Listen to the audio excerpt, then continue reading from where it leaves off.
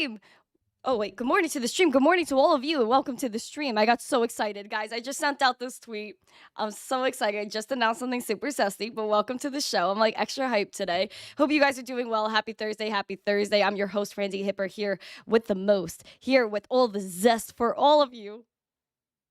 It's so zesty out here. I'm so happy. I'm always happy for you guys. I'm always happy for Bitcoin. I'm always happy for cryptocurrency. But today is just extra zest. And make sure you guys, while we're getting at it, check out Market Cipher. Link is in the live chat in the description. Use code missteencrypto or code zesty for 20% off. Apparently, one of the fighters that Market Cipher actually sponsors, Mike, he was actually with Joe Rogan, and I think he's gonna be on his podcast. So that's really awesome for Market Cipher. I saw that yesterday as well. So Market Cipher is gonna get some Joe Rogan hype. Again, hope everyone is doing well. Let's get to our goal of 100 likes and 100 live viewers. I see we're starting to tick up on that goal, so let's continue to get on our merry way. I'm very excited to get this show started. Make sure you guys are answering that poll as well, because it is quite the zesty poll. I'm going to be honest with you, the zestiest of polls. I'm going to say hi to everybody in the chat. All right, we got Ozzy here. We got MB. Forex.com, we got Ozzy. Committed to. Sorry. We got Sophisticated. We got Randy, Colin McKenzie, Alexandra G, Frank, what's up? Patrick Murphy, top of the morning to you, my friend. Emma is here as well. Bullduck, nice to see ya. Who else we got in here? We got Chad. What's up, Chad? Joe Harvey, say happy Thursday. Thank you for the love. Kryptone said, morning, little homie. What's up, man? Nice to see ya. Welcome to the stream. Chris Hanley said, what cryptos? I'm dead. Welcome, Chris. We got Vinny as well in the chat. Automatic Beats. Backer the Hacker says, hey, yo. War Player says, morning, gang. We got Dave P out here. Mr. Strap. John Tran, welcome to the stream. If you are here, make sure you say hello in the chat. If I like when people say hello to me. I feel like, we're all walking into a room and we're just like, hey, what's up, bro? What's up? What's up? What's up? And we're all like one kind of big family. So thank you, everyone, for coming. We got Brinko Savage engaging in the chat. Nice to see you with all those emojis. Brinko Savage, it looks like you need a membership, man. You need those member emojis. We got Jimmy, the cool uncle, and the cool kid in the chat. Welcome, hola, hola, hola, hola. Fred, you made it over here. Freddy from TikTok over there on the youtube.com. Supreme 100 says, what's up, teen? I'm chilling. Make sure you guys answer that poll because it's so awesome. Also, I just put up a new tweet. You guys could check that out too. So there might be a very zesty episode of the Misting Crypto show tomorrow. I'm very excited for it. Make sure you guys enter that chat. And because in the chat, I have a poll. And the poll reads, should I have Michael Saylor on my show tomorrow? Yes, duh, or nah. Or I'll have a warm cookie and milk, please. So please enter that poll. Give your honest thoughts. Oh, man, drop your honest thoughts in there. Oh, I see helicopter emojis in there. We love the helicopters. Alexandra G in the chat. She said, tweet is fire. Thank you, Alexandra G. Thank you for your love. Dave P, good morning. Cookies and milk means yes. I guess two of the three options is basically a yes. Again, make sure you guys are smashing these likes, sharing the stream out with friends. We're going to get after it today. Alrighty. So Bitcoin. So we had like the Fed meeting yesterday. JerPow was on screen. Oh, JerPow. We love JerPow. Just kidding. Now, we do have Bitcoin today taking a little bit of a dip following that meeting. Could the meeting have caused this dip? I don't know. Bitcoin seems to do whatever it wants. We have Bitcoin at $25,022 today, down 0.43%. Again, like, it's not that crazy. We're not really trading that much, to be honest, and it's kind of sad, friends. I want to trade. I want to see some volumes. I want to see some people making moves here. But it only seems as if the money flow is just getting deeper in the red, just going directly downwards. And I don't like to see that, my friends. I'm going to be honest with you. We do have momentum building up on the bearish side. I hope that this could be like one big anchor wave and then trigger waves after that. I know I'm reaching, my friends. I know I am reaching. But at the same time, I don't know if I am reaching. But Bitcoin is literally, I feel like it's hitting the point of just seller's exhaustion. Like, for me, I don't see where these sellers are coming from. I obviously don't see many buyers here either. As you can see, the volume isn't crazy. But I don't know. Drop your thoughts in the chat, guys, because for me, again, I don't see where the sellers are coming from, where all this, like, maybe they're just like exiting, Bitcoin. I just don't get it. I really don't. Even yesterday, we had a little bit of volatility within the day. Our height with a wick was 26, right over 26K, and our low was around 24.8. Now, this is interesting because I, as you could see, I kind of expanded my lines out here. Can I make this? This is better. Hold on, mis amigos. So we have like an interesting situation here with Bitcoin.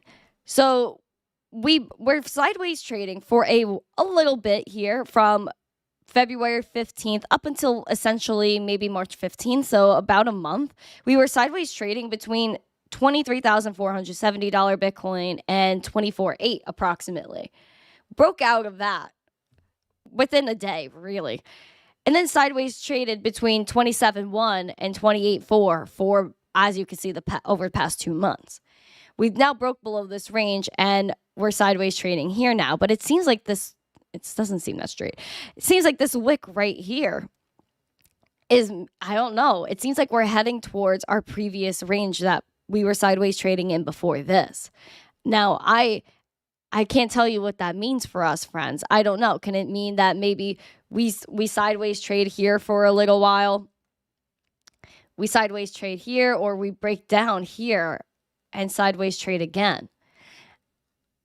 Sheesh. This is what I'm looking at.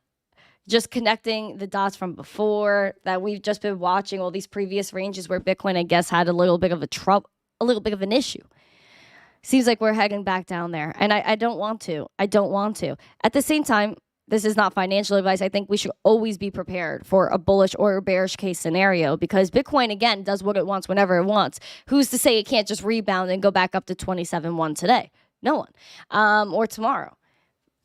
No one. But who's to say it can't just break down again below 25K? Because, again, we did fall below 25K yesterday. Even we're right on the tip of 25K too. We're only at $25,040 right now. Again, our wick low for today was $24,743 Bitcoin, which is, again, a wick. This wick low has brought us to levels that, again, we haven't seen since March 16th. Even with this, I believe Tether actually depegged yesterday, which was pretty wild. How can I escape this? What's going on here? Okay, there we go. Trading views. Again, we are just over midweek. We're approaching the weekend, so usually the weekend isn't that poppin' when it comes to trading. But even I saw Tether depegged a little bit today, and people are always worried about Tether. But at the same time, it always kind of recovers. But again, it depegged. It's at right under $1, 0.99764 cents today. As you can see, like, obviously there's some red money flow here. There's obviously some liquidity issues, I think, happening with Tether. And if you guys remember, it actually was trading at a premium of like $1.02, just because of everything that was happening with Circle at the time, where Circle depegged and got absolutely wrecked.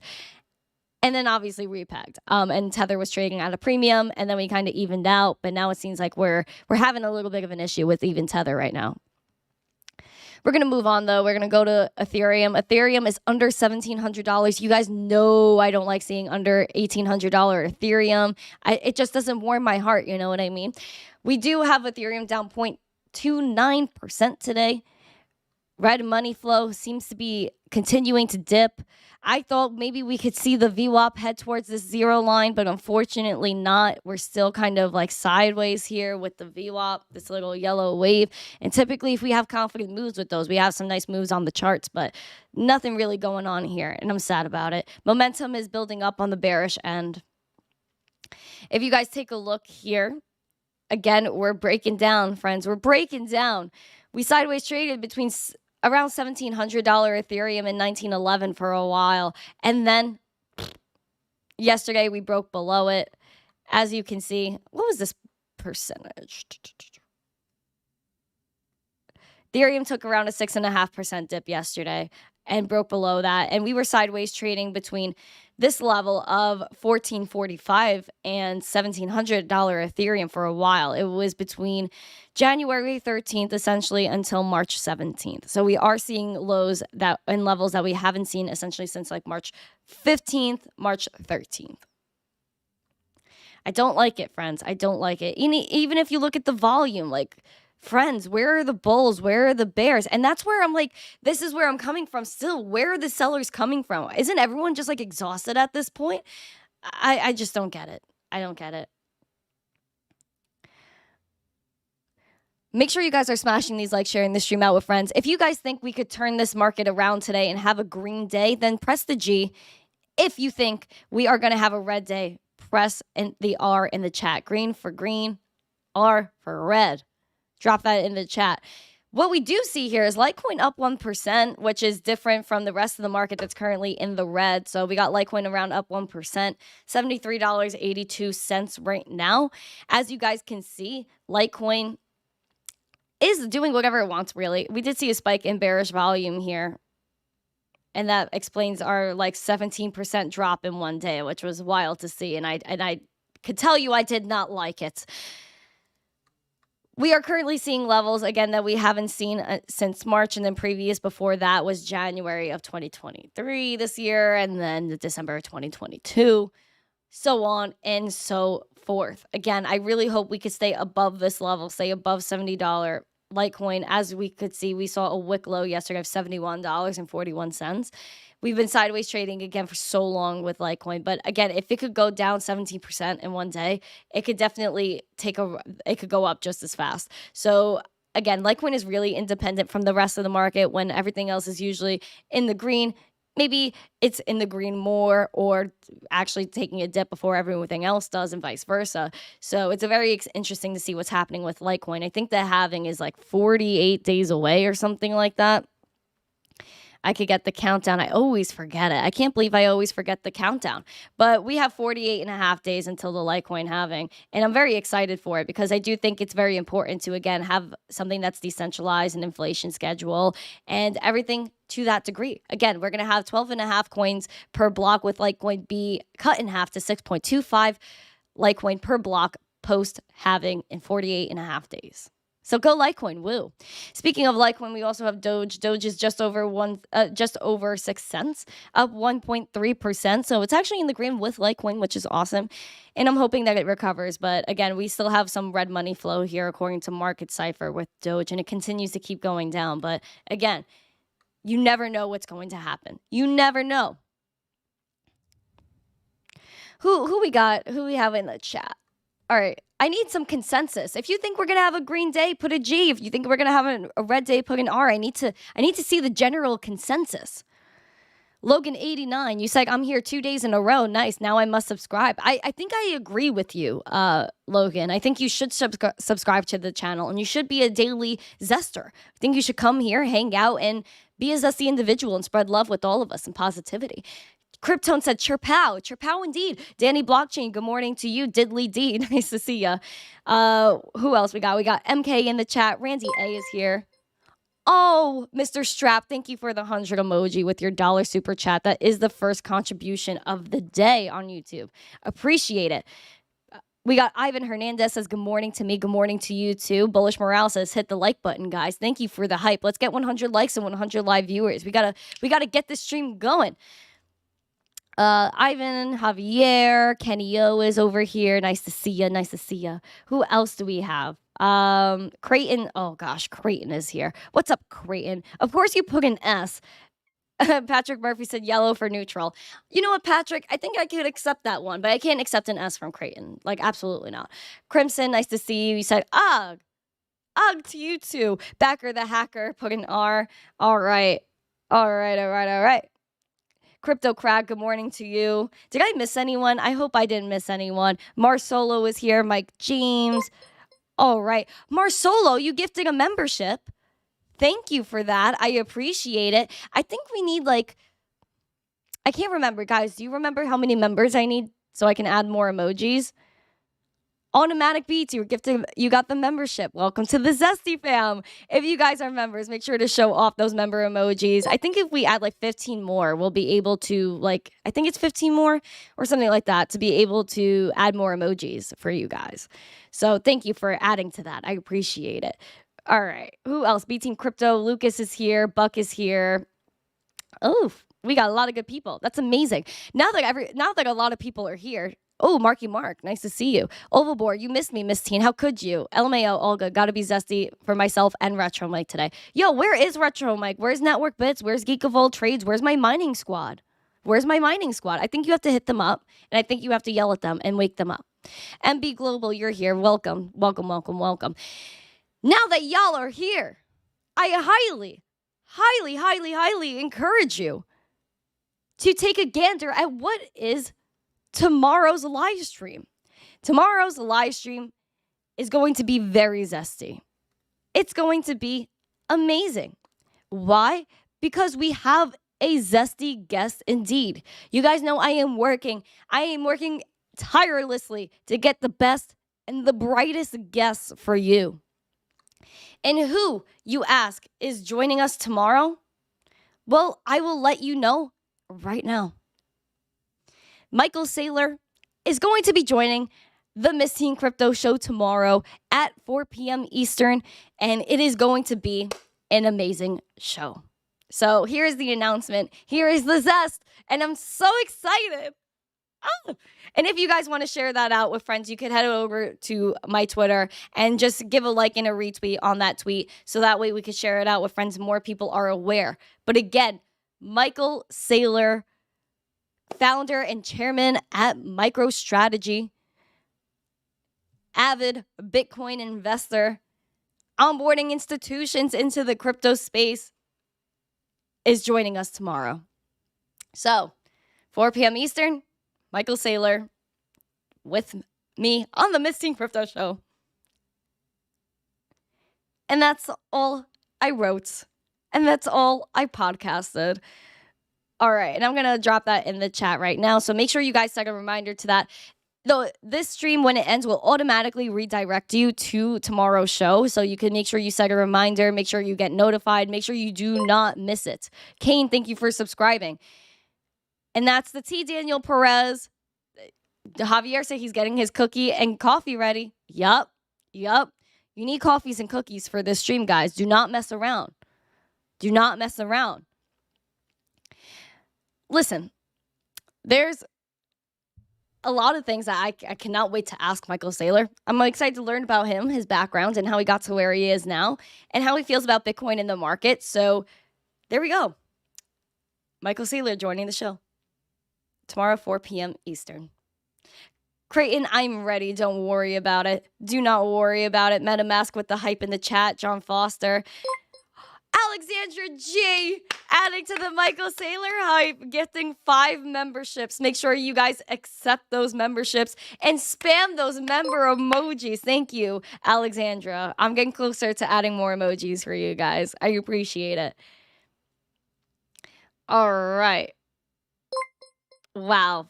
That's awesome. Alexandra G does always come through, for sure. For sure. Creighton, why you got to keep it together? Are you okay?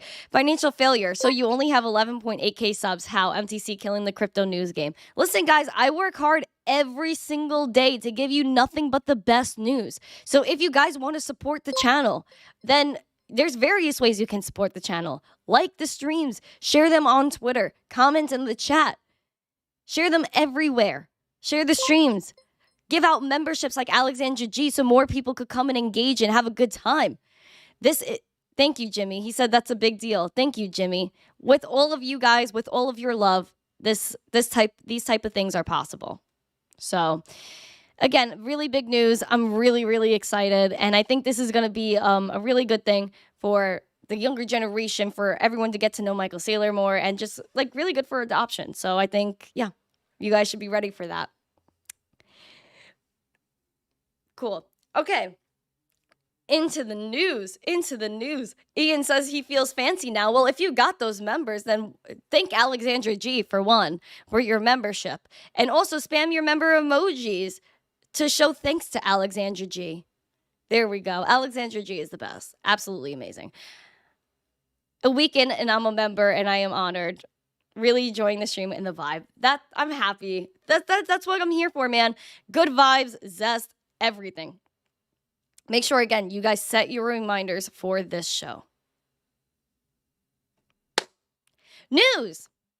News. I got the news for you. Wow, my vocals are going off today. Thank God I had coffee.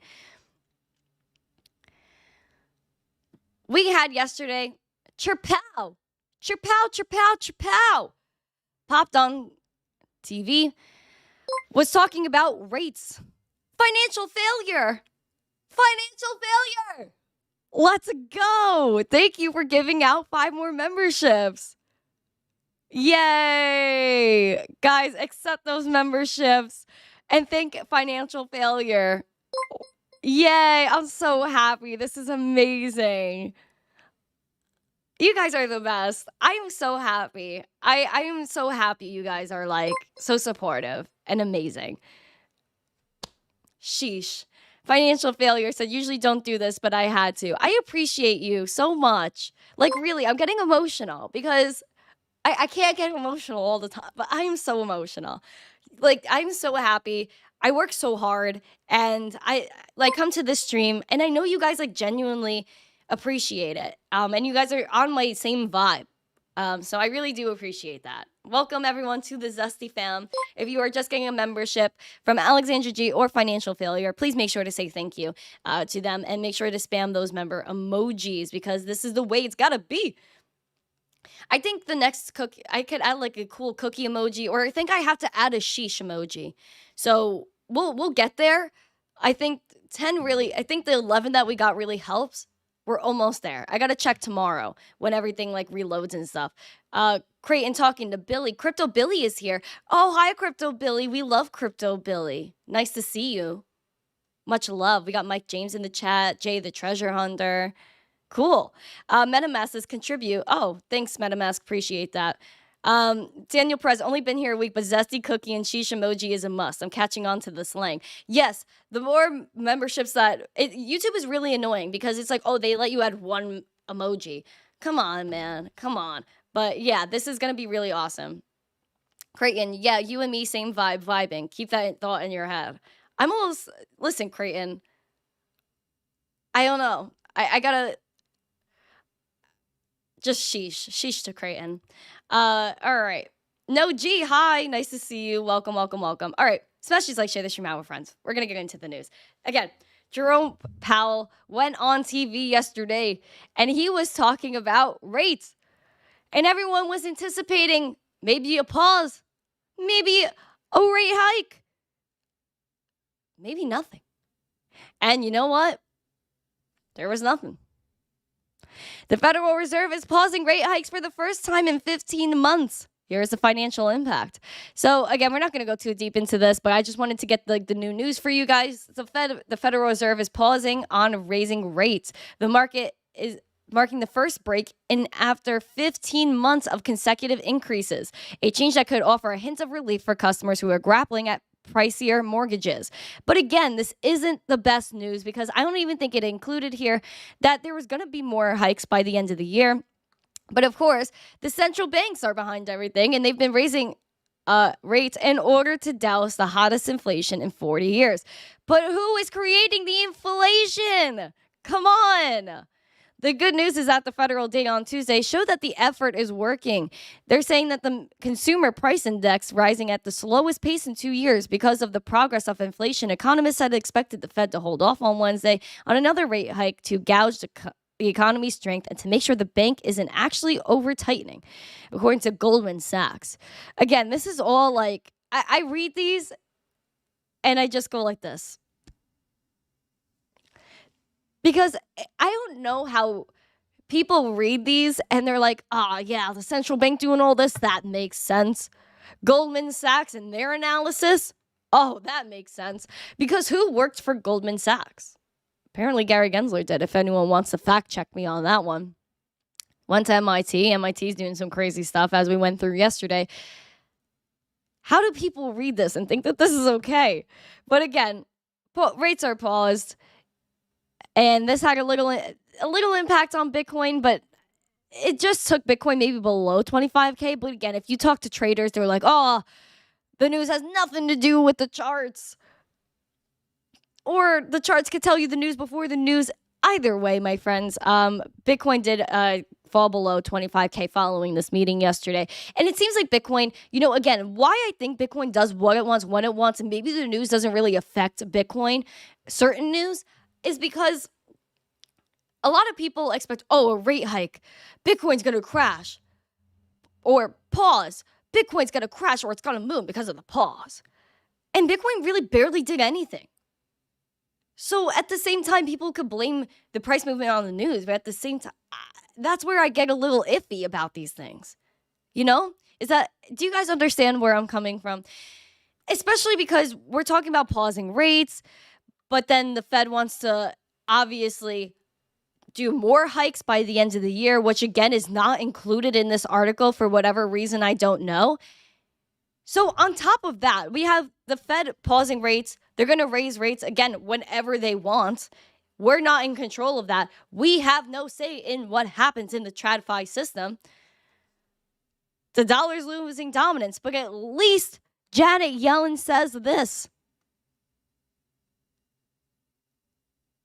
And take an economy that is performing very well. We've had the fastest recovery from a downturn that we've ever seen, and the fastest recovery of any nation around the globe. The unemployment rate is near a 50-year low. The economy is doing well. And the economy's doing well, my friends. Is it really?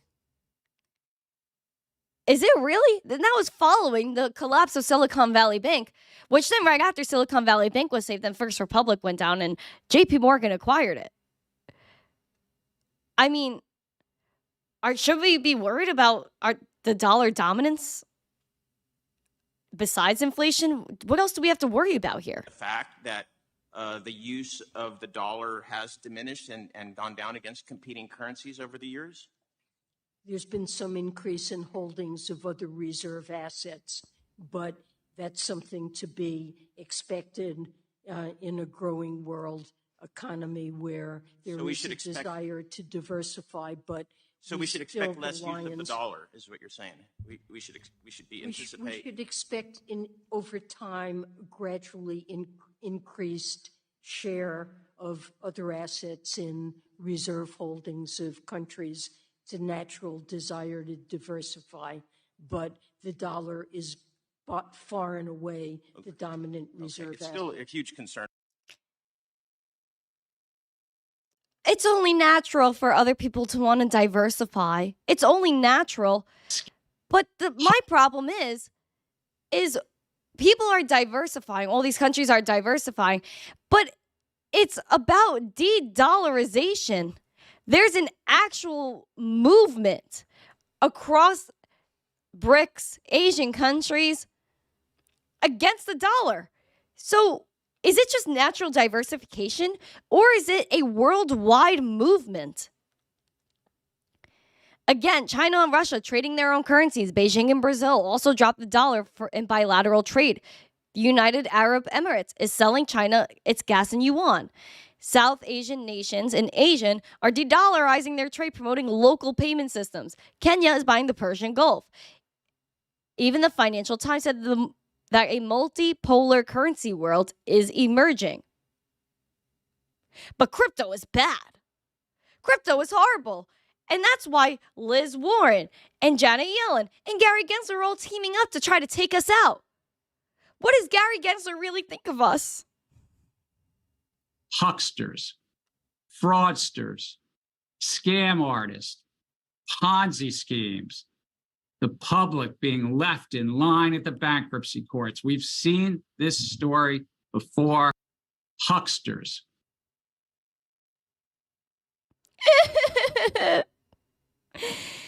We're scammers, we're hucksters, we're con artists, we're Ponzi schemes. Oh my sheesh. I'm getting emotional. Gary, why'd you say this to us? Why'd you hurt our feelings? You know what? We don't care. Because Gary can't stop us. Unfortunate for him. Even JerPow behind the scenes, working and thinking on set of central bank digital currencies. And are we really going to get to be in control of central bank digital currencies? Will we have any say in what happens there? I don't think so, my friends. I do not think so. Now, let me pull up that clip of our dear friend JerPow, and let's do some listening here. Let's do some listening here. What happened to my items? There it is. JerPow. Smash these likes, share this stream out with friends. 100 likes, 100 live viewers. Engage the Federal Reserve as their fiscal agent. You've testified here many times before that to issue a central bank digital currency, that would have to be authorized by statute by Congress. Is that still your testimony? That is absolutely the case as it relates to a retail CBDC. There are potential forms of a wholesale CBDC that we need to look at. It's less clear, but we've always been talking about retail CBDC, and that's something we would certainly need congressional approval for. And what would be a parameter on something that's not a retail CBDC where you think that could be issued in some form or fashion without Congress's direct statutory authorization? It would be, for example, it would just be something between banks. So it would look an awful lot like a bank reserve. And you might ask, well, why would we need it? And that's a really good question too. Yeah. But it's just something that's literally within a wholesale market. But that speaks that you might have a blockchain between banks and the Fed using a central bank digital currency token to settle transactions institutionally inside the. So that leads me to FedNow, which is supposed to be up and running, I think, this summer, somewhat behind the scene there. I would like to add to having Michael Saylor and hopefully Elon Musk soon. Keep it up, MTC. Lord of Cages, thank you so much. I'll get to you in 1 second. Ask you to formally have this full committee briefed on that by the Federal Reserve. I know the chair of the Kansas City Bank was involved. She's now left. And I think the committee has a lot of questions about FedNow, how its interoperability will work, how it's going to roll out. And also just a question that we've been asked that why the Fed wire system isn't up 24 hours a day, 7 days a week now to benefit consumers that are using Venmo. Do you have a thought on that? I'm not sure why we're not 24/7 on that. And we, of course, be delighted to come up and brief the committee on Fed. That'd be good. Why aren't they 24/7, guys? Because of bank runs. Because that's why they're worried about central bank digital currencies. We read that article yesterday. They're worried about central bank digital currencies because they could cause a bank run. Lord of Cages gave us $5 and said, to having Michael Saylor and hopefully Elon Musk soon. Keep it up, MTC. Salute emoji. I salute you back, Lord of Cages. And I really appreciate your $5 super chat. Listen, like I said, I work very hard to get the guests that I do. People would probably think I'm a little bit of a nut, how hard I work to be able to get the guests that I do. It's not easy, but I'm very happy to do it because I think when you really work hard for something and you finally get it and it pays off, then there's no better feeling than that. So again, Michael Saylor coming on the show tomorrow again is obviously a big thing, and I'm very excited about it. I've had some really amazing people on the show already, like Michael Saylor coming on just adds to the zest. We had CZ Binance last August. I think it was August that CZ Binance was on. Charlie Lee has been on, I think, 3 times on the channel. We've had, Fox News anchors like Liz Clayman, Charles Payne. We've had CNBC anchors like Guy Adami and Dan Nathan. They're on every day on CNBC at 5 p.m. Eastern for Fast Money. This is just the beginning for the Miss Teen Crypto Show, and I'm very excited. We've even had Chris Cyborg, a Bellator MMA champ, Ben Askren has been on the show. Just so many different people from different walks of life, different parts of finance, TV, whatever it may be. And I'm just very happy that I get the opportunity to interview these lovely individuals. Thank you, Rizzard, for the corgi. I appreciate it. So I appreciate everyone that's here. I appreciate all the love. Creighton, I don't think you're it. I'm impressed with your hard work. Well, I get the last part. Thank you, Creighton. I appreciate that. Lord of Cages, I'm here for it all till the day I die. I'm here for you too, man. MetaMask is said MTC next is Musk Cuban. So you want to get Mark Cuban on the show? I could think about that one. I could think about that. Bullish morale, nice. Thank you for the wow and all the head explodes emojis. How do you get the moving background? Well, this background was actually made for me by a game, but unfortunately they're not around anymore. I want to show you guys how, I guess, awake that, like, even this is like a huge, great use case for Bitcoin. And this is Post Malone talking. So Post Malone was on Joe Rogan's podcast in 2020. And even like, people like Post Malone, he's in crypto, but he really understands how delicate our financial system is at the end of the day. So I really I wanted you guys to just hear this really quick. Make sure you guys are smashing these likes, sharing the stream out. Let's get 100 likes and 100 live viewers. We're almost there. Everybody's debit card stopped working, it would fucking... How much cash is there out there? If everybody's debit card stopped working, it would fucking... How much cash is there out there, right? I have no idea. Like, how much cash is there out there now in comparison to, like, the 80s when there was only cash? It's probably the same amount. It's probably the same amount. But most people use credit cards now, right? Like, way more. Yeah, but think about if we had an enemy that wanted to say... No more or cash. even our own government that's just like all technology monetary wise is cut off. Yeah, they just killed the system. They just stopped it all. No more banks, no more banking, no more ATMs. What are you gonna do? You don't have any money. You don't have, it's nobody all has locked any up. money. You can't buy food. You can't buy anything. So you have to steal, and then all your money is locked up. That is Post Malone talking right there. King Post Malone. I love Post Malone. Bay. Post Malone has great music and great thoughts, as you can see. He was even talking about the banking system. What if they all shut it off tomorrow? And that's how easy it is when you really think about it. Because if you look at the interbanking system outage from February 2021. And I'm telling you, it's so weird because all of these articles basically got wiped from the internet. There are links that I've had from years ago that I can't even look at from 2021 because they literally got wiped from Google because they don't want you to know about how fragile the banking system is. If you take a look on this article here, the one I used obviously is wiped from the internet. This is really important, and I think we all have to take a look at it. So Post Malone was just mentioning, what if they shut down our financial system? They could just shut it off tomorrow, right? Of course they could. They already did that. In February 2021, this was almost like a test, where the Federal Reserve interbank payment system suffered an outage, disrupting crucial piece of the U.S. economy. Do you remember when the FAA recently had all these outages and all of these planes were grounded? It seemed just like a flip of a switch. The same thing here. Again, it was down for several hours, and this was allowing financial systems to send money back and forth. This was an undisclosed operational error. That led to outages for services using the central bank.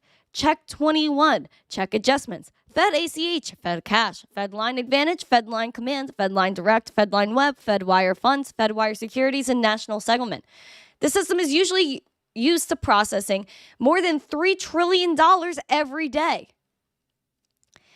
It says our technical teams have determined that the cause is a Federal Reserve operational error, the Fed said in a statement. We acknowledge that payment deadlines are impacting and will communicate remediation efforts to our customers when available. Thank you for your patience while we work on resolving the issue.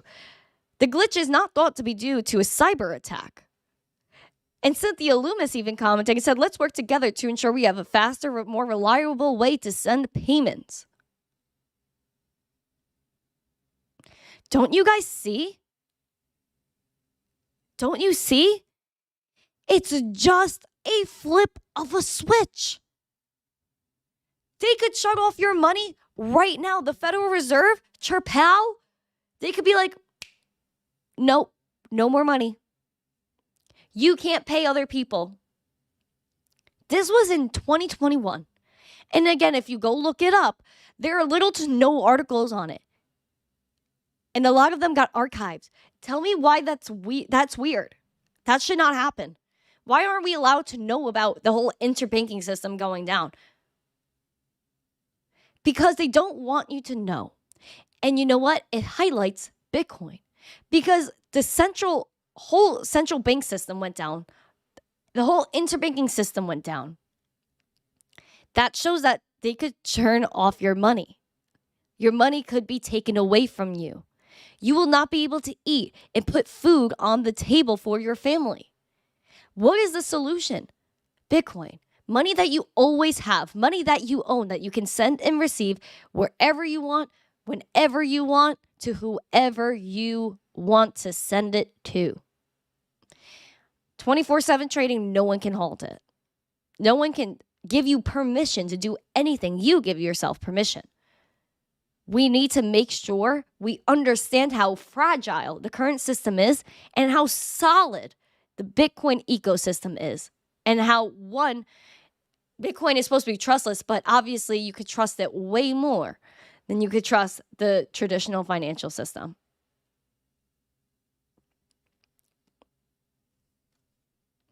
Taco Berry's in the chat. Taco Berry is one of my favorite peeps, man. Not gonna lie. We need 100 likes and 100 live viewers. Dave Digital, sausage, egg, and cheese biscuit from McDonald's. Ooh, did you get a hash brown with that? Dave Digital, if you didn't get a hash brown, I'm gonna be a little disappointed in you. Not gonna lie. Noji said, speak the truth. I always speak the truth. Mark Smithson is here. Nice to see you. Is Memory Man here? Clint Alexander, good morning to you. Happy Thursday. Happy Thursday. Oh, Memory Man, don't hate on Post Malone, bruh. See, this is where we could get into some beef. You can't mess with Post. Post is a very good, like his singing is amazing. Like the voice that comes out of this man is amazing. Beautiful. We do have some bullish news in terms of the Bitcoin community and maybe the next presidential election. Pro-Bitcoin Miami Mayor Francis Suarez files for 2024 presidential bid. Francis Suarez tweeted on Flag Day saying, 2 generations, 1 flag, endless pride, hashtag Flag Day. But he did file paperwork signaling his intention to run for presidency in 2024. He will likely join the likes of Donald Trump and Governor Ron DeSantis and another Bitcoin advocate, which is Vivek Sharma, I think is how you pronounce his last name. He's actually he's been dropping some knowledge recently, and they're all on the Republican side. We do have from the Democratic side Rob Kennedy that is running for president as well. That is a fan of Bitcoin. He's always been a proponent of Bitcoin and cryptocurrency, and in June 2022, he stated that Bitcoin can become a global currency and has accepted his salary in Bitcoin in the past. There we go. It's inevitable. Listen, all of these presidential candidates say no, if they don't really endorse Bitcoin, they won't have as great of a chance of winning the election because people obviously know that there's a shift happening in the financial system and they want to feel safe knowing that they can own their wealth. If you take a look at 90 years ago, the government was taking away your gold. We cannot let anybody take away your money, take away your value. We have 3 inalienable rights. Please do not forget life, liberty, and property. We have the right to own property. We have the right to own our value. International adoption. We have OKX is having their preparatory license in Dubai and they want to boost their staff there. This is another cryptocurrency exchange headed to Dubai. So we already know that Gemini was in Dubai recently. They're working on something there. We also have Coinbase that was in Dubai recently and Binance. So now we have OKX doing things over there. The Middle Eastern arm of OKX, the second largest crypto exchange by trading volume, has received an MVP preparatory license for the Dubai Virtual Assets Regulatory Authority, called VARA, allowing it to get ready for when licenses become operational. OKX Middle East has already taken up residence in a new office in Dubai World Trade Center and says it plans to expand the number of staff to 30. Once the minimal viable product MVP license becomes fully operational, OKX Middle East will provide spot, derivatives, and fiat services, including US dollar and United Arab Emirates dirham, AED deposits, withdrawals, and spot pairs, said the company in a press release. They said, "We think Dubai is very important and serves our regional hub for UAE and MENA, Middle East and North Africa." Tim Buyan, OKX Global Head of Government Relations, said in an interview. Continues and says Dubai has probably the most comprehensive and timely regulation to date.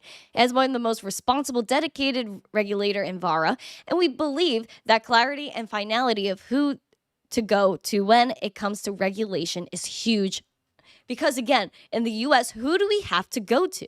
Gary Gensler. And what's a digital asset according to Gary? What?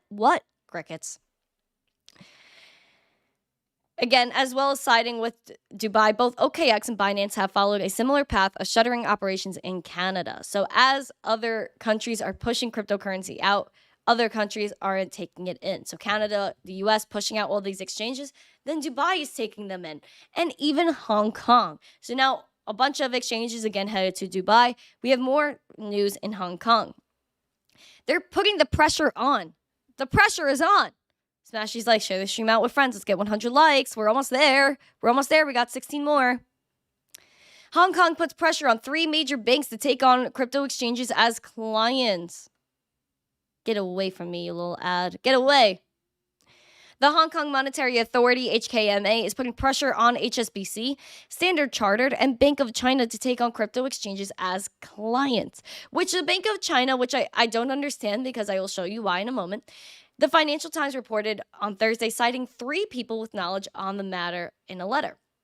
Quote, due diligence on potential customers should not create undue burden, particularly for those setting up an office in Hong Kong to look for the opportunities here. From the April 27th letter from the HKMA to banks, says the Financial Times.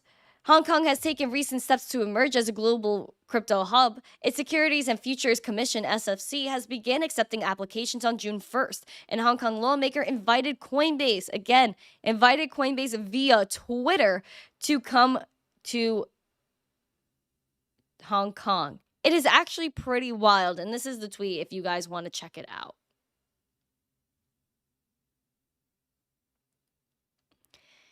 Johnny says, I hereby offer an invitation to welcome all global virtual asset trading operators, including Coinbase, to come to Hong Kong for application of official trading platforms and further development plans. Please feel free to approach me, and I am happy to provide any assistance. Again, Coinbase was born and bred in the U.S., but now Hong Kong says, no, come here. We will help you. An HKMA spokesperson spoke out and said, we have dialogued with different stakeholders from time to time on a host of matters. It is our general practice not to confirm, deny, or comment on any of those meetings. The UK-based HSBC and Standard Chartered and Bank of China were asked by HKMA at a meeting last month why they were not accepting crypto exchanges as clients. The 3 banks are among the largest in the world. Bank of China is a majority state-owned Chinese commercial bank. HKMA encouraged the banks to not be afraid. There is resistance from a conventional banking mindset. We are seeing some resistance from senior executives at traditional banks. That is because they're scared that Bitcoin and crypto will take over them. An HKMA spokesperson said that with the implementation of new rules, banks in Hong Kong should endeavor to meet the legitimate business needs of licensed virtual asset service providers and provide more banking services. HKMA has consistently communicated the importance of banks following the risk-based approach to managing the risks of individual customers.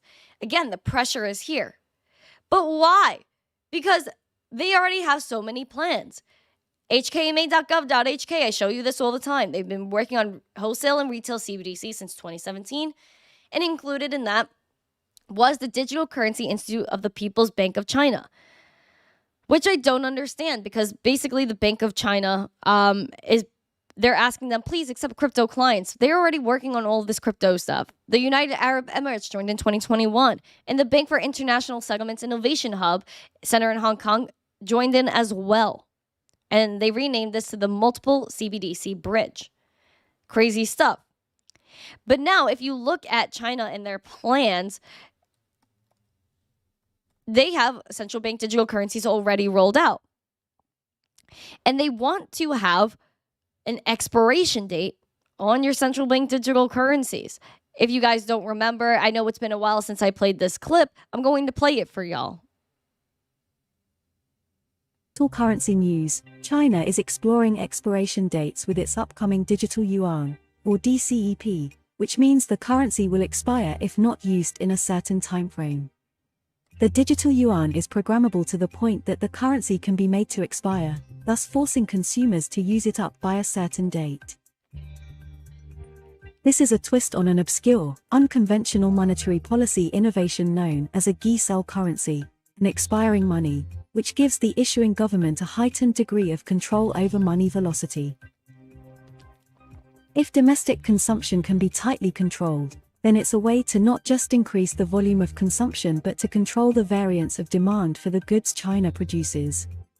The digital yuan permits a new method for surveilling the population, creating new data which can be tracked by authorities.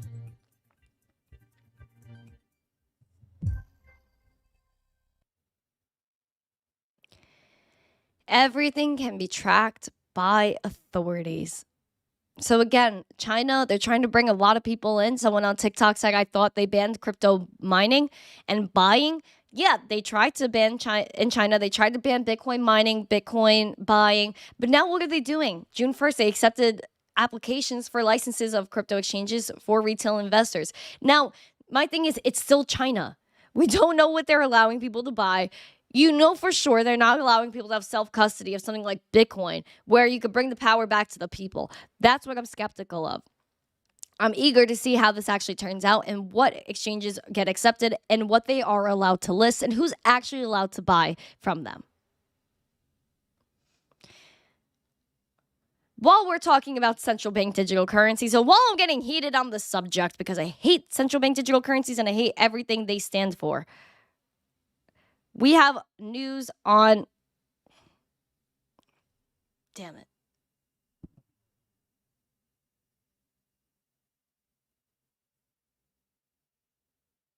Oh, no. 1 second, friends. I will be back. Crypto Wizard, thank you for the corgi. I appreciate it. You helped me achieve my goal. That's amazing. That's amazing.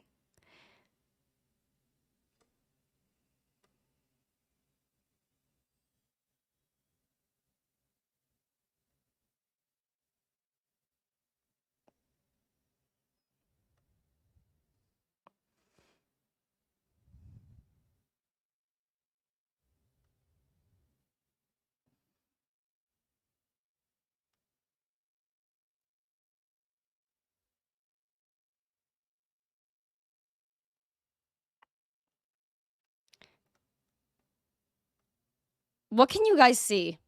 Hold on. Let me see what you guys can see. Can you guys see anything?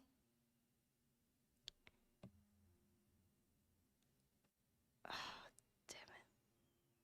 Can you guys see anything? Let me know in the chat, because then I could just continue where I'm at.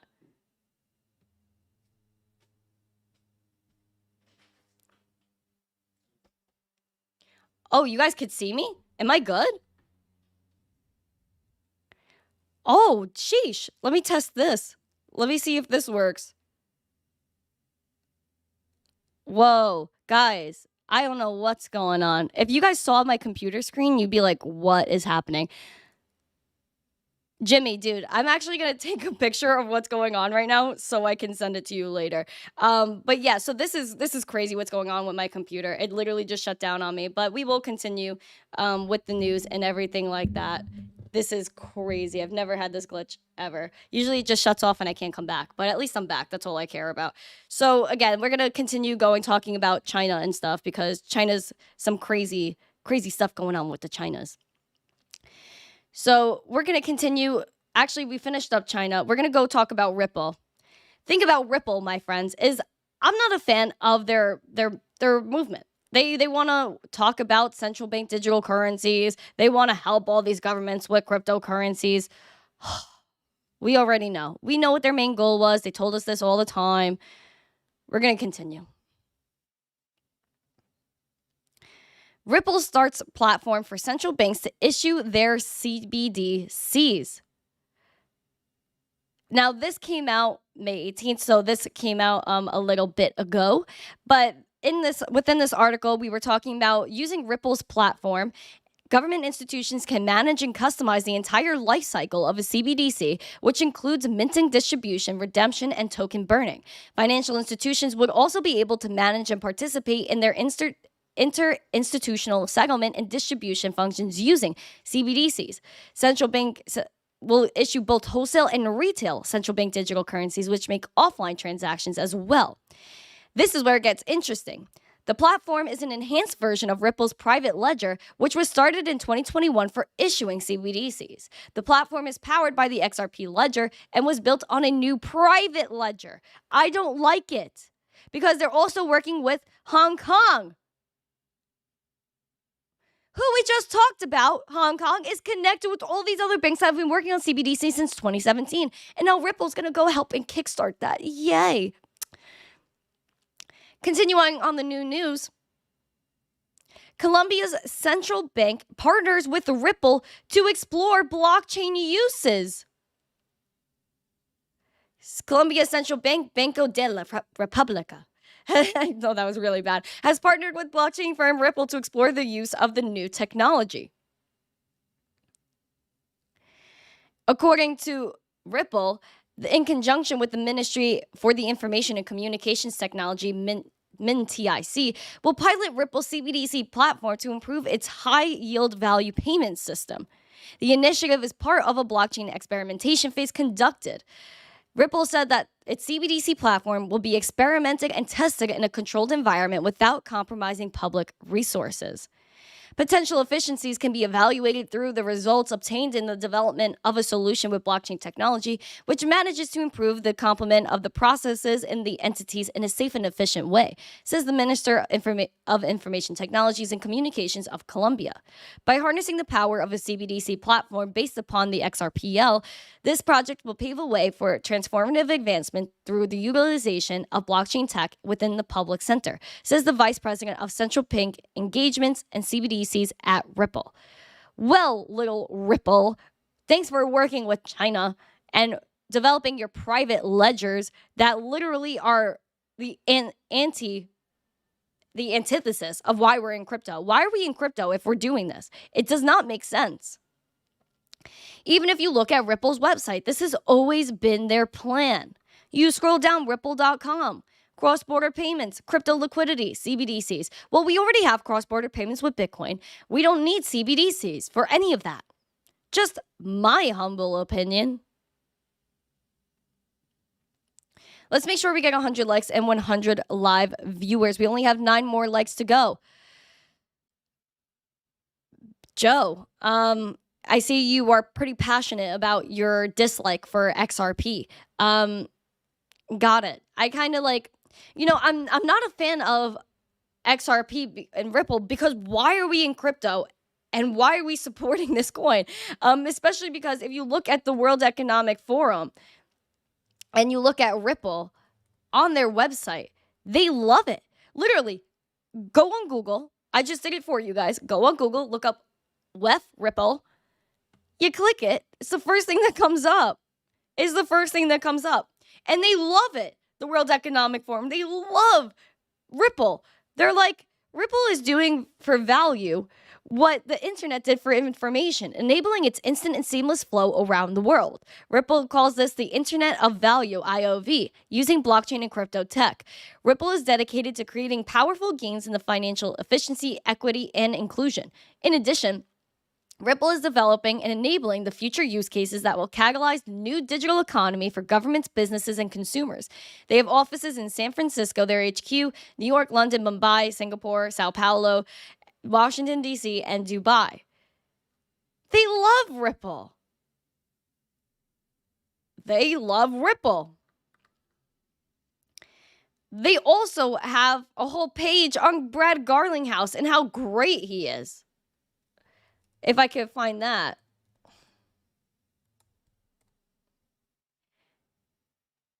First thing that pops up, guys. Literally the first thing that pops up. Brad is the CEO of Ripple and a member of the board of directors. He served as the CEO of file collaboration service Hightail. Previously, he was the president of consumer applications at AOL, and he held various positions at Yahoo, including senior vice president. Brad formerly served as CEO of Dialpad Communications, blah, blah, blah. But at the end of the day, why do they have a profile on him if they didn't like XRP, if they didn't want to get behind it? Sorry, I'm just like letting you guys know what's actually happening with Ripple and who they really are friends with and who they really support, you know, just helping you out a little bit. We only have 7 more likes, guys. Let's get after this. 7 more likes, 7 more likes, 7 more likes. The resistance is really coming through here for Bitcoin and crypto. We had this issue with Apple. Thank you, Lord, for the rose. We're going through a battle with Bitcoin and crypto. Apple is jumping in on that battle. Recently, even Elon Musk had to have a conversation with Tim Cook over Twitter and him maybe taking Twitter off the App Store once Elon acquired it because they're scared of free speech on Apple, apparently. Now, Apple is coming after wallets and a social media platform just because you're able to tip creators with Bitcoin.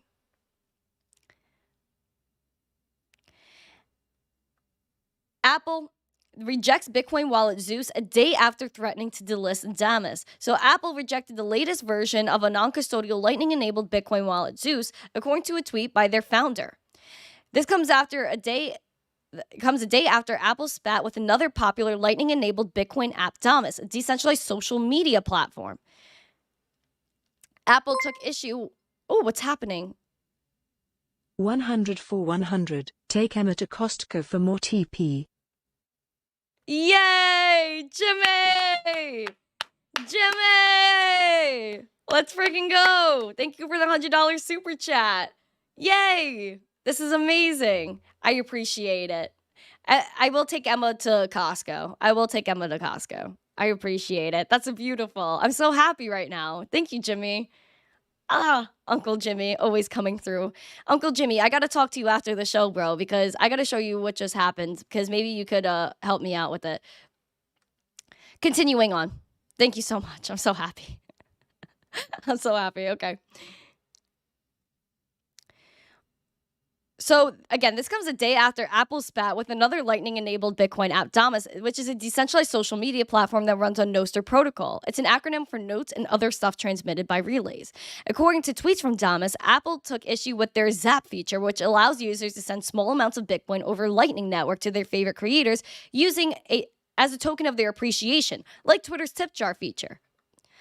They have turned its attention to Zeus, asking the wallet's creator to provide proof of requisite licenses and permissions for approval to facilitate transmission of virtual currency or face rejection by the App Store.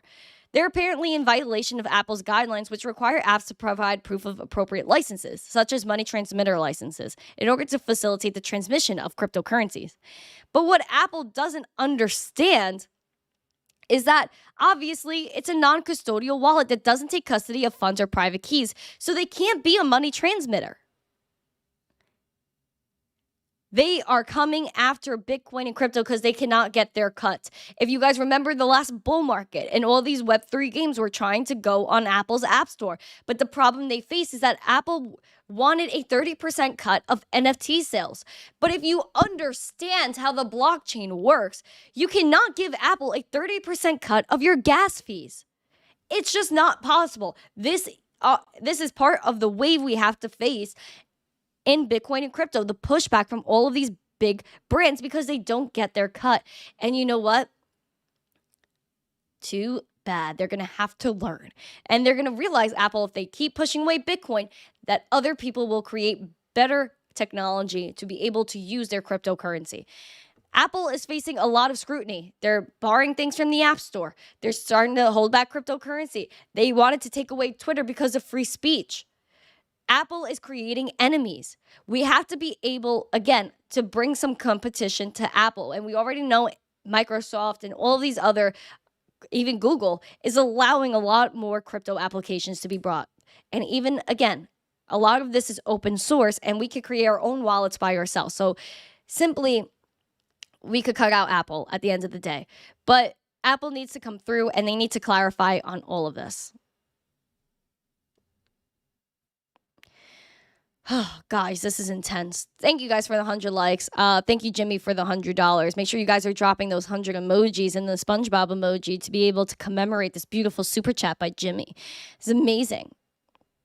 Barry, sorry, but there's more money to be made with XRP, like it or not. Listen, if you like XRP and you like the World Economic Forum, you like central bank digital currencies, then yeah, get yourself them XRPs. Get yourself the Ripple. And if you want to try to make money on it, then cool, good for you. But at the end of the day, you know, it's not worth it to me. You know, I don't like, I mean, listen, if you want to make money with anything, go make money with everything you want. I'm not here to give you financial advice. Ripple and XRP are not the same. Listen, Ripple basically is XRP, whether you like it or not. Like, that's just the way it is. So they're all, listen, what is on Ripple's website? They're working on CBDCs. And how are they doing that? Using XRP and XRPL to create all these private ledgers. So yeah, they are connected. They are connected. And you could build upon it, but they're connected and the mission is still the same, which is on Ripple's website, which is cross-border payments and CBDCs. We do not need Ripple. We do not need XRP for cross-border payments and CBDCs. We have our own technology. We have Bitcoin. We have Litecoin to be able to spend, send, and receive value. And we have things like Ethereum to build on with DeFi, even though I think there will be a layer 1 that could maybe blow Ethereum away in the future because the gas fees are astronomical. But bottom line, we have our own tech. We don't need central bank digital currencies. We don't need them for cross-border payments. Sorry.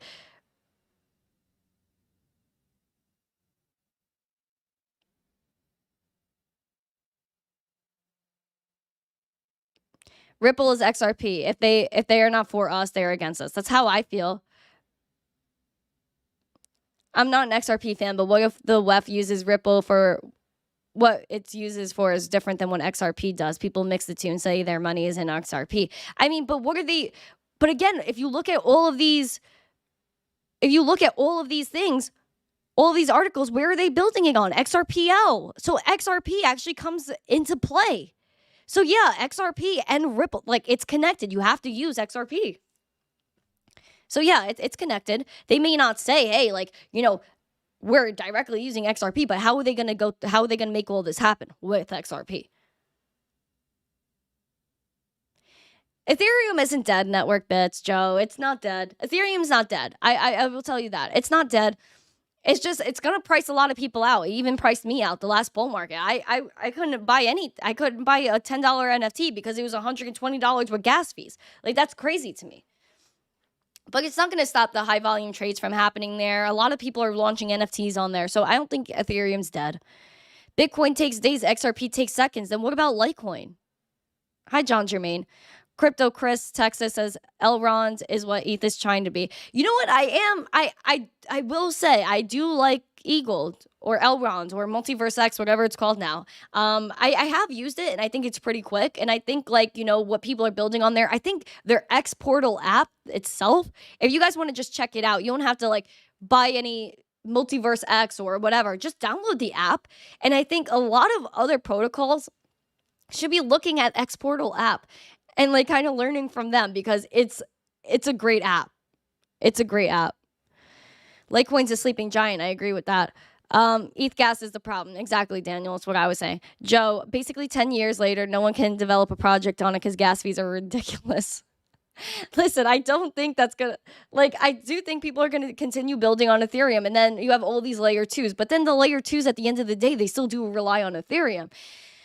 So, you know, I do have some, I'm a little torn, you know, I'm a little torn when I talk about it. But again, you have Bitcoin, you have Litecoin. Litecoin has OmniLite. You could build on top of it. You can make LTC20 tokens. Even Doge, people are building freaking DRC20 tokens on Doge.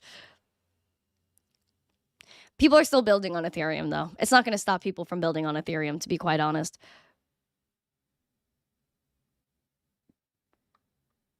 I'm just looking through the chat. Oh, good morning, Renga Apes Club. RAC. I'm going to call you RAC for now.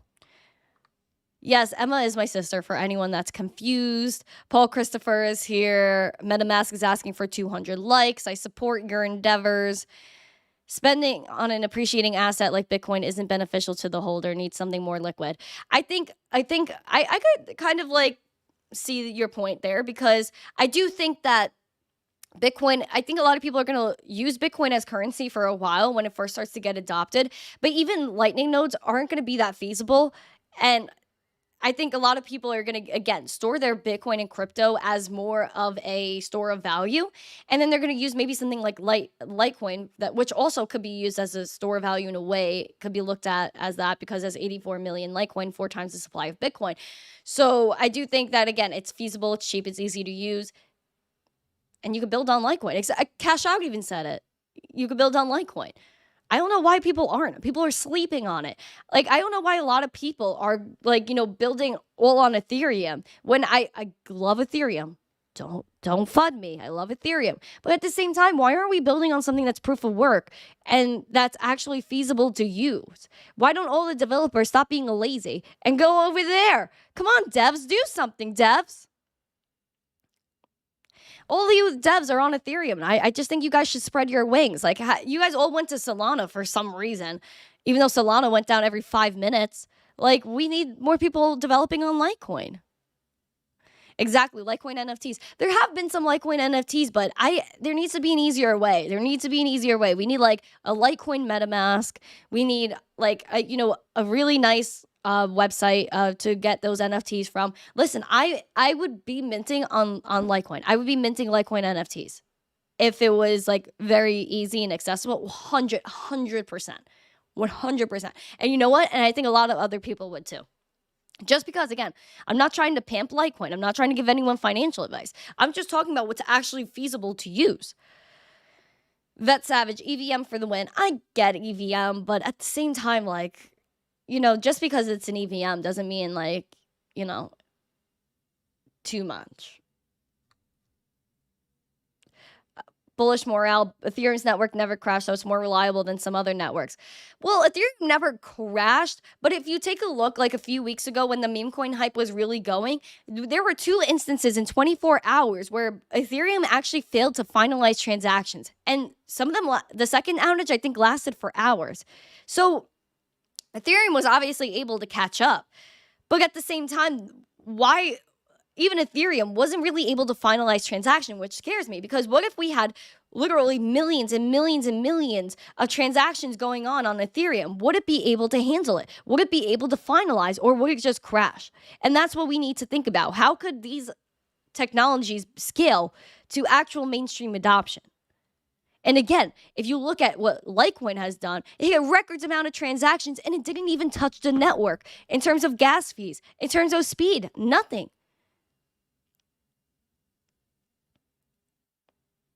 ETH gets slow. It does that. It doesn't get too slow, but it takes a second during the bull market. Listen, I do love Bitcoin, Litecoin, and ETH. I tell people about it all the time. These are my cards I hand out to people. I think it's a good understanding of cryptocurrency. Solana was down 8 times last year. Yeah, Jimmy, that's what I'm talking about. It's just like every 5 minutes, like, oh, Solana was gone. And that's what scares me. Because again, there were so many great projects on Solana that I liked. Exactly. Sol is okay when it works. I really liked Solana because it had so many good games on it. I love GameFi. I think gaming is going to be a huge catalyst for mainstream adoption. So, of course, I was like, okay, Solana's building some good stuff. But then again, you had all these VCs behind it. And it was pretty centralized to where all the developers, they were like, oh, the devs are going to fix this. Come on, man. Like, it was all 5,000 times. If you're trying to have millions of dollars of gaming assets, tokens that you need to rely on, or if people wanted to build up their, different portfolio, if they wanted to use Solana for like a house deed, a car deed, whatever, and when they have to actually use it, Solana's down and they can't even touch it, the blockchain's frozen, that's a problem. That's like, I can't rely on that for high value things. And you know what? A lot of these chains, a lot of these tokens, they do have issues. But I think that's, like, not a lot of them have issues. I think Bitcoin is almost perfect, and Litecoin is pretty much almost perfect. pretty perfect. And then, I think Ethereum has a lot of issues it needs to work on, but I think at the end of the day, we're still extremely early. And this is what we have to do. We have to work on, we have to experiment with all of these different technologies and find what works for us. We're right at the beginning of the internet. We're on the cusp of something huge. And we're at the most innovative part in crypto, where even 10 years ago, wallets weren't around. The BIP 39 standard, the BIP, as I like to call it, the BIP 39 standard, didn't come out until 2014, I believe. So those recovery phrases that you generate for your wallet, that standard wasn't even around 10 years ago. So the amount of craziness that we've had in terms of innovation in this space in the last 10 years is unbelievable. But imagine what the next 2 will take us. I like my LTC. I've been talking about Litecoin, Ethereum, Digibyte, and Bitcoin since 2020. So this isn't new. And listen, if you're transferring value, why wouldn't you use Litecoin over Bitcoin or Ethereum? It just doesn't make sense. It doesn't make sense. I'm talking about something that's good for sound money, that's good for value transfer, and that's feasible. That's all I'm saying. I'm not trying to beef with anyone. I'm not trying to sheesh on any chain. I'm just telling you my honest truth and how I see money. Because if you think about Gen Z, we want instant gratification. We don't want to wait forever for a Bitcoin transaction to go through. We don't want to spend $1,000. We don't want to buy a $5 coffee and pay $100 because of ETH gas fees. That's ridiculous. Litecoin or Digibyte right there. Transfer, send, receive on the spot with 0 to no fees. 1 cent to no fees. Come on. Even Dogecoin, like Lord of Cages is saying, Dogecoin was spiking in transactions, hitting record transactions since 2017, I believe, a few weeks ago, because people saw that Bitcoin and Ethereum transactions were too high. So they went to Litecoin and they went to Dogecoin. Later, Taco Berry, miss you, fam. Oh my gosh, Joe, causing some controversy in the chat, some controversy. If you guys see that link in the chat, make sure you guys follow and subscribe to me on Twitter. I do post exclusive content on twitter.com when you subscribe over there. Someone said on TikTok, what are my thoughts on XLM? Kind of the same on my thoughts on XRP. I mean, listen, if you look at Ukraine a few months ago, I think it was more than a few months ago, but Ukraine was talking about their CBDCs and what they're going to use for CBDCs. And what did they say? XLM. So I'm not a fan of anything CBDCs. Now, again, I do want to remind you guys that tomorrow is an absolute amazing show that we have planned. Tomorrow, Michael Saylor is joining me on the show. So if you guys didn't see yet, now you are hearing again. Michael Saylor, again, is joining me on the Missteencrypto Crypto show tomorrow, live at 4 p.m. Eastern. It's going to be a big, beautiful show. It's going to be about Bitcoin, cryptocurrency, life, love, prosperity. And I'm very excited for what this interview has to offer. And again, if you guys do want to support the efforts of the Zest, if you want to support the effort of all of the beautiful announcements that we are making, make sure you guys head over to my twitter.coms. You see this tweet right here with Michael Saylor. Please make sure you drop some love on there. You like it, you retweet it, share it out with friends, because everybody needs to know about this interview and everyone's going to come watch it so we can know more about Michael Saylor and his thoughts on the future of Bitcoin. All of this is really important, and I would love it if every single one of you came out tomorrow. So again, I don't know if I'm going to go live on YouTube early tomorrow. Got to think about it because I have a few things to do. I have a pretty busy day tomorrow. But this is a one live that will be guaranteed to be here tomorrow, 4 p.m. Eastern. Very, very excited. So if you guys are excited to see Michael Saylor, make sure you guys drop a like, you subscribe, you share the stream out with friends, because this is a great time to be in crypto, a great time to be looking at the fundamentals of this space versus the pumpamentals of this space. At this point in time, we're able to sit back, relax, and think about why we're here and educate ourselves. What is going on in this world? Why do we need to be aware of Bitcoin? Why do we need to continue to educate people? And the reason always remains the same, because we need to be our own bank. We need to have our own value. We need to be in control of our money.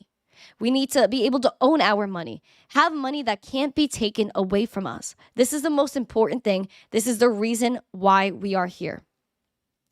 Again, after the stream ends, make sure you comment in the chat what questions you think I should ask Michael Saylor tomorrow. If you enjoyed today's show, and drop a comment on how you feel about cookies. If you want chalky chip, if you want oatmeal, and how you feel about central bank digital currencies, Bitcoin. Drop all of your thoughts in the comment section after the stream ends. Again, make sure you like, subscribe, share the stream out with friends. The more we interact with the stream, the more YouTube shares it out with people. I will see you guys tomorrow at 4 p.m. Eastern with Michael Saylor. Again, please set your reminders. Share this tweet out, like and retweet it. Share the love, share the positivity, because we are always zesty and we're always working super, super hard to bring the best content to you. Thank you guys so much. Have a lovely day. A happy Thursday. And as always, stay zesty. Peace.